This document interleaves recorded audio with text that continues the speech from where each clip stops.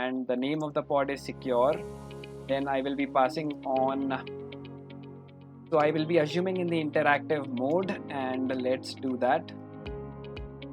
So I have assumed the pod. If I say uname -n, you can see that I have assumed the shell of the pod itself.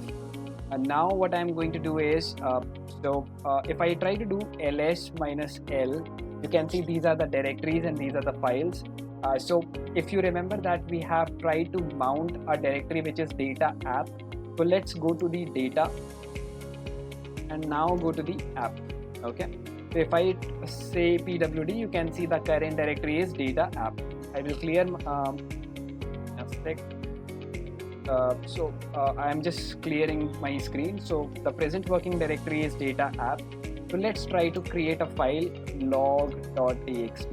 I have created that particular file. If I try to list, you can see here, if you see 3000. So 3000 is nothing but the security context that is basically coming from what we have really specified in the secure.yaml file, which is nothing but the pod YAML file. So this is what we really wanted to demonstrate in this particular case. So this is how we can really set a security context before creating a pod.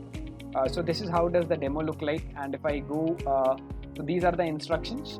So this is the intention, so we have created a pod secure and we have mounted into this particular directory, and then we have also created a volume mount, and we have specified the directory, and then when I try to assume a shell, we have validated the permission, and we can now see the security context for the group ID, which is set as 3000.